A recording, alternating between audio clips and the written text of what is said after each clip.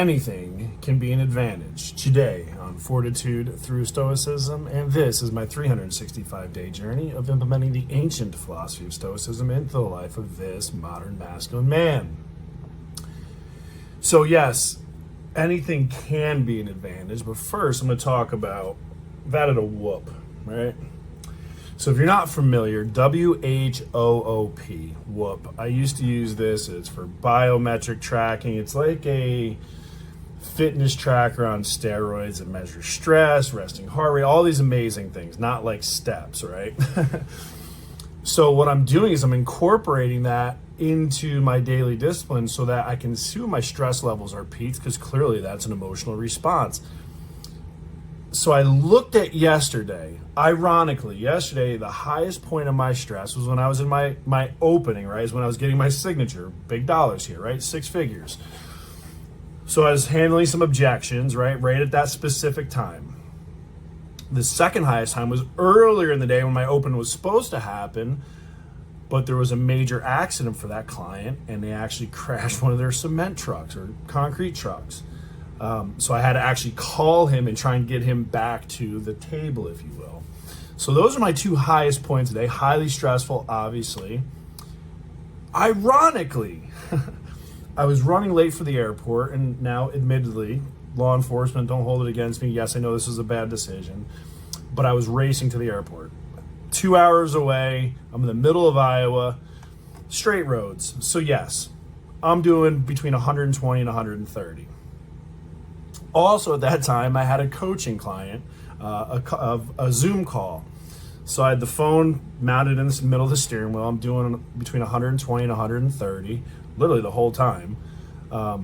Ironically, the lowest point that my stress was during the entire day yesterday was when I was traveling at 130 miles an hour while doing a conference call on Zoom.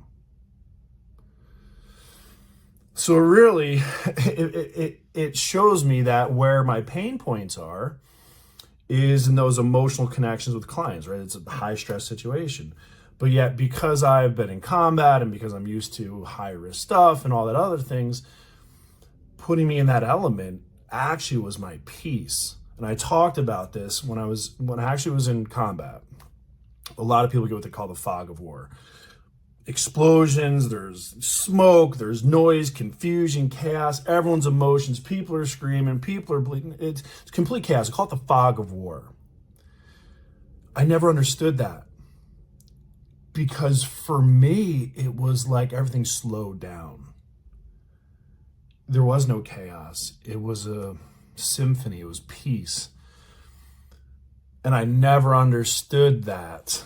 But now, through Stoicism, understanding my emotions, tracking this stuff so I can actually correlate it to specific points in my day to understand, really at a deep nature, what moves my emotions. It isn't risk. It isn't what a lot of people would be afraid of driving at high rates of speed, especially not paying attention, especially being on the phone. But for me, it was almost necessary. Interesting. So we're going on today. Anything can be an advantage. The quote, Marcus Aurelius, Roman emperor: just as the nature of rational things is given to each person their rational powers, so it also gives us this power. Just as nature turns to its own purpose, any obstacle or opposition sets in its place in the designed order and co-opts it, so every rational person can convert an obstacle into raw material for its own purpose. Now, what the fuck is he saying, right? It's like Chinese, and it's certainly not in Latin. So what is he saying by this, right? What he's saying is that, for me, I'll use me. There's an example here of Muggsy Bogues. Remember Muggsy Bogues? I'm in my 40s, so I remember Muggsy Bogues. Muggsy Bogues was 5'3", shortest basketball player to ever play in the NBA. And I remember they snickered at him, they made fun of him because of his size. But what happens is he turned that into an advantage. Because remember, he was known for stealing the ball all the time, right? He's got these big guys dribbling from way up here, right? He used to go around and steal the ball. And he was quick as hell. So he used that as an advantage, right? Where other people would see it as a disadvantage. We have 7 foot, 7'1" Shaquille O'Neal. I think there's pictures of him standing next to Muggsy. Wow, right? What I have done. So some people would say disadvantage growing up poor. Yeah, I used it as motivation not to be, right? Some people would say that, growing up with a father causes mental trauma. For me, yeah, that need to prove myself has driven me to do amazing things in my life. Now, do I seek my father's validation now? Absolutely not. I'm a grown-ass man. But when I was younger, did it push me? Sure as fuck did. I'm not gonna lie, not gonna say it didn't. And that's where the healing comes from in life, because yeah, there's trauma involved with that, right? Oh, daddy didn't love me enough, blah, blah, blah. I blamed him most of my life. But as I grew up and became a man, used critical thinking, set my emotions aside, and realized as a masculine man, he was setting the example. And now seeing his parenting style, I get it. I hated him for a long time in my life, but now I understand it. More than that, I appreciate it. So, disadvantage, turning advantage, right? Talk about this all the time. I'm ADD. Bad. Medicated. Interesting. So, I have the inability to focus on one thing. And so everyone says, and there's old Native American proverbs, he who chases 2 rabbits catches none, and you need to focus on the one thing and do the one thing and do the one thing and all this other shit, right? That's for those people, right? I don't have the ability, right? So I go into like a business training seminar, right? Yes, I'm listening to what they're doing. I'm working on a project, probably have 3 or 4 things going. I'm reading, I'm probably listening to something. And yet I'm still gathering what he's done, because what I've done is, because I can't focus on one thing, what I've done is I've been able to control the mechanisms of my brain to get to focus on different things at once. So where most people have one computer working on a problem, right?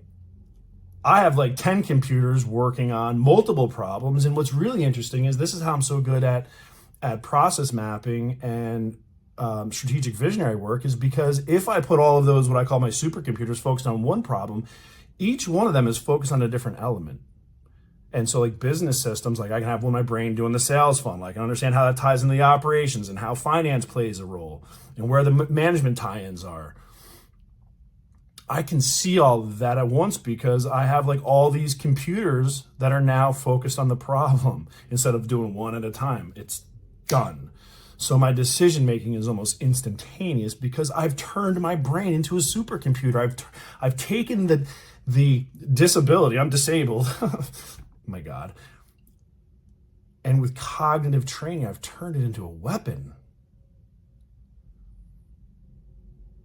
So every rational person can convert any obstacle into raw material for their own purpose. That's what he's saying here. I have converted that obstacle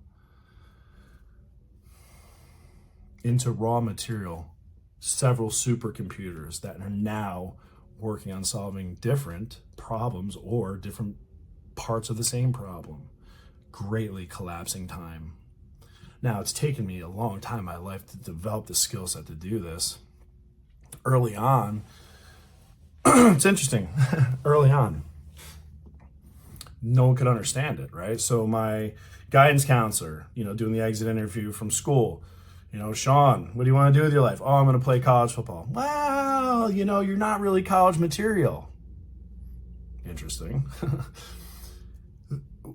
Looking back, it's because I can't think as slow as they taught in school with this one fucking blackboard, fucking spoon feeding people like fucking sheep.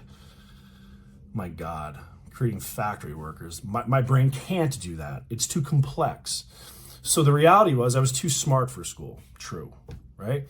I've read thousands of books since I've left school. It's interesting because the guidance counselor told me, no, Shawn, you should go learn auto mechanics or plumbing or carpentry. Now, if anybody actually knows me, I am the last motherfucker you want to put a power tool in his hand. Somebody's getting hurt and it's probably going to be me. Right? I can't even change the oil in my own damn car, truck, whatever. Love our educational system. Amazing. Let's stick all these people in this box. If they don't fit in it, let's make sure they stuff them into this box, right?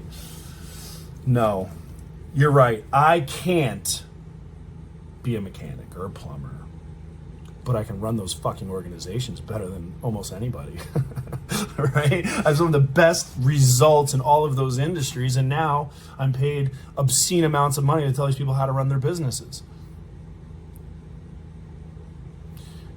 I have turned every disadvantage in my life into a superpower. It's made me resilient. It's made me confident because I've walked in every situation. I've done it. It's happened. I've seen it. Read the book. Got the t-shirt. There is tremendous value in experience because I always ask people, how are you going to follow someone to a place that they've never been? Interesting. People get diet advice from fat people. They get money advice from broke people. And they get business advice from their uncle who's never owned a fucking business. Things that are curious in life. But for the rest of us, we turn those into advantages. And on that, I'm out of here.